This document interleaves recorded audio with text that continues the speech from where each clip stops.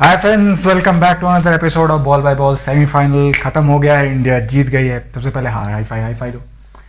खुशी बहुत हो रही होगी और जिन सालों को नहीं हो रही है, तुम सालों पाकिस्तान के नीचे, पाकिस्तान जाओ, तारों के नीचे से पाकिस्तान जाओ, वीज़ा भी नहीं देंगे तुमको साला, तारों के नीचे से जाओ, इधर भाग इधर से। क्या मैच हुआ, आई मीन सेमीफाइनल सब बहुत इमोशनल गेम था।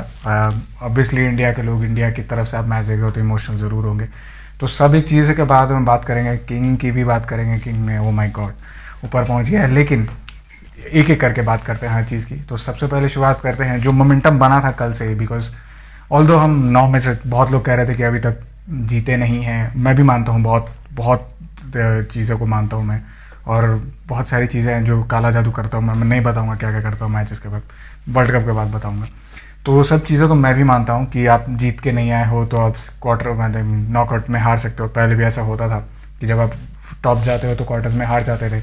तो कल से वही एक मीम चले आ रहा था कि यही रात अंतिम, वो रावण वाला। बिल्कुल वैसे ही धक धक हो रही थी मेरी भी, same to same. I think जो भी क्रिकेट को, इंडियन क्रिकेट को दिल से फॉलो करते हैं, उनकी सेम फीलिंग थी। कल रात कटी नहीं रही होगी, बिकॉज सामने कौन था? न्यूजीलैंड। आपको और आज को देखने को मिला होगा कि 400 रन पे सामने कोई भी टीम कम क्रम्बल करती है, बट न्यूजीलैंड डिड नॉट। तो ये होता है। So that was the emotional. एक दिन पहले, एक रात पहले चले आ रहा था, लेकिन इवेंचुअली लीड अप जैसे जैसे करके सो हो करके दिन पहुंचा।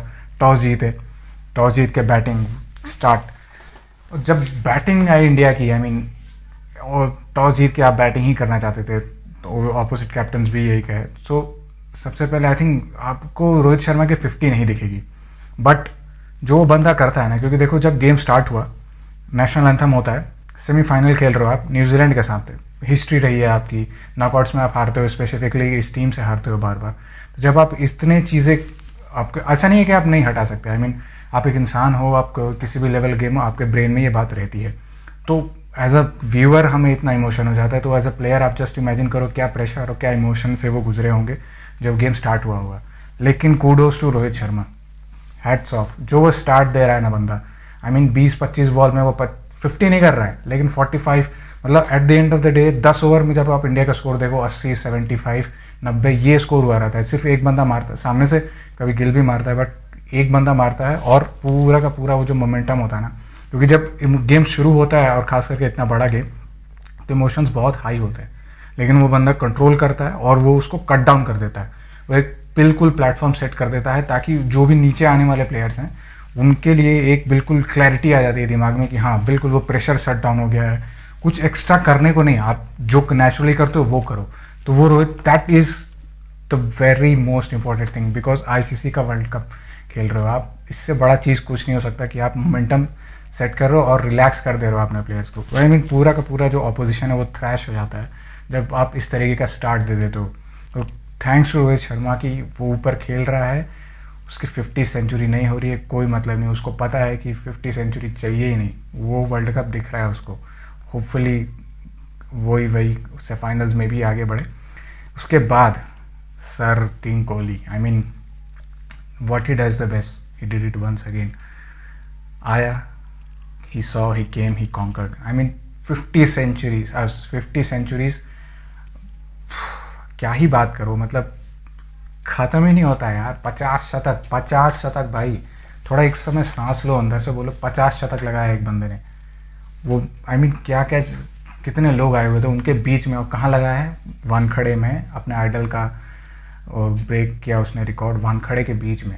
इससे बड़ा क्या हो सकता है? आई मीन वो सब तो चीज़ें ऐड ऑन है, लेकिन 50 शतक यार, हे भगवान, तू सच में भाई अलग चीज़ है, प्राणी है तू, क्या है पता नहीं। सो उसके बाद जब जैसा स्टार्ट मिल गया इंडिया को, उसके बाद शुभमन गिल, जब रोहित शर्मा आउट हो गए, थैंक्स टू शुभमन गिल, उन्होंने वो मोमेंटम को गिरने ही नहीं दिया। कोहली को उन्होंने बैटिंग कर, क्योंकि विकेट टर्न हो रही थी, आपको सेंटनर बहुत अच्छा बॉलिंग कर रहा था, विकेट टर्न हो रही थी, सेंटनर बॉलिंग कर रहा था, लेकिन शुभमन गिल ने मोमेंटम बनाए रखा, स्कोरिंग रेट कम होने नहीं दिया। फिर अचानक से कोहली भी धीरे धीरे पिकअप कर लिया, लेकिन वो इंजरी आ गई, कोई बात नहीं, बंदा क्या फिट है यार विराट कोहली है। सबको क्रैम्प्स, इसको भी आए क्रैम्प्स, बट वो थोड़े बहुत बिल्कुल आखिर में, वो भी एक केला करके वो फिर भी ठीक हो गया।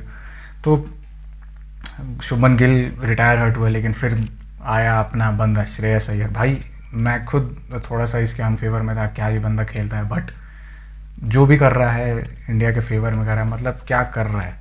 विराट कोहली एक तरह साइड से आपने जो भी इनिंग्स खेल रहे थे, जो करते हैं वो कर रहे थे, लेकिन श्रेयस अय्यर ने ना सिर्फ मोमेंटम को गिरने नहीं दिया, मोमेंटम को पुशअप कर दिया। पुशअप करके वो 400 एग्जैक्टली जो हम देख पा रहे हैं, 397 ऑल दो, जो वो हम एक्स्ट्रा जो कुशन है ना 50-60 रन का, that is because of him, कि वो शुरू से उसने आते ही चलाते गया। एंड बिकॉज ऑफ हिम वो क्या खेल रहा है, और कोई जिंक्स ना करे, वो ऐसे ही खेलता रहे। स्पिनर्स को उसने आने ही नहीं दिया गेम में, स्पिनर्स को आने नहीं दिया, स्पिनर्स डोमिनेट नहीं हुए, और जो पूरा कट डाउन कर दिया न्यूजीलैंड के स्पिनर्स को। पेस बॉलर्स एक्चुअली में काम नहीं कर रहे थे, बिकॉज निगेट कर दिया था इंडिया की बैटिंग ने उसको।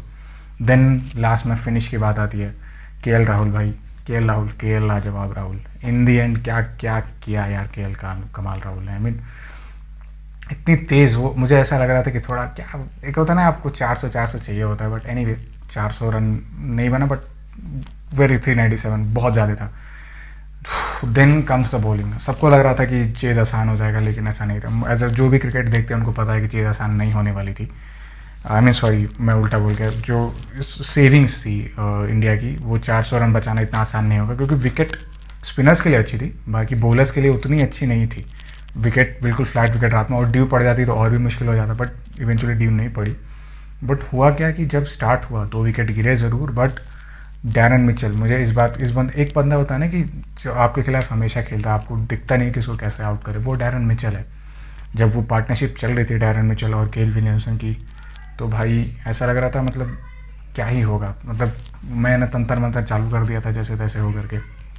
बट बिकॉज डैरन वो ना सिर्फ मैचअप कर रहे थे, बिकॉज वो पिकअप कर रहे थे, वो पिकअप करके और वो स्कोरिंग रेट को भी मैचअप करना शुरू कर गए थे, और विकेट्स गिर ही नहीं रहे थे।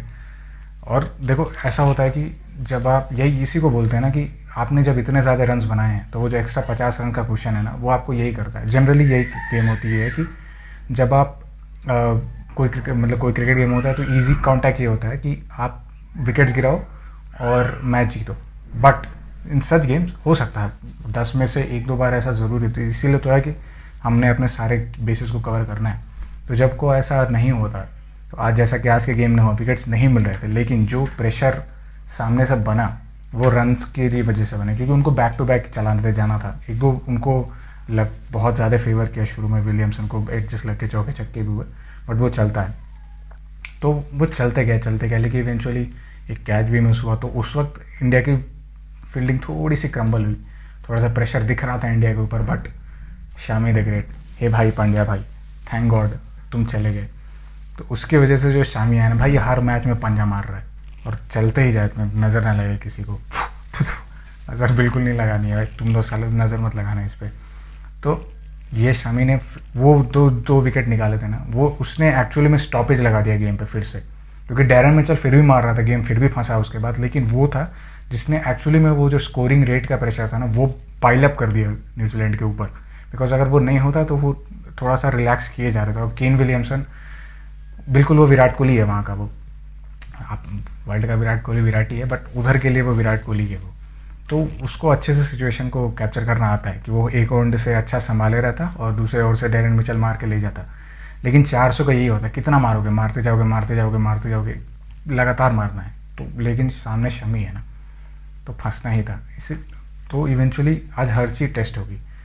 आप देखो लास्ट में, अब क्योंकि इंडिया की गलती तो थी नहीं, इतनी अच्छी बॉलिंग कर रहे थे कि लास्ट में कभी ज़रूरत नहीं पड़ती, बट आज लास्ट की भी बॉलिंग्स उन्होंने अच्छी कर ली, तो आज शमी ने फिर 7 विकेट मार दिए।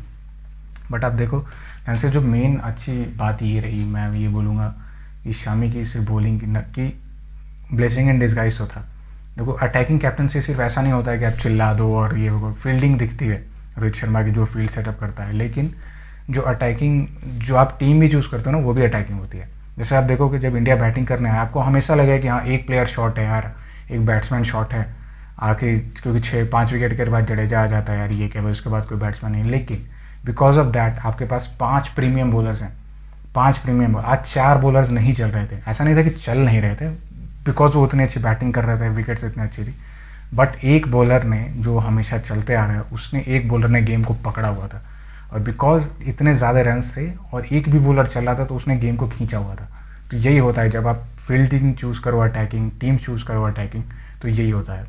तो होपफुली इंडिया का ये रन चलता रहेगा, और आगे बढ़ते हैं और लेट्स से मिलेंगे again in finals. See you, bye.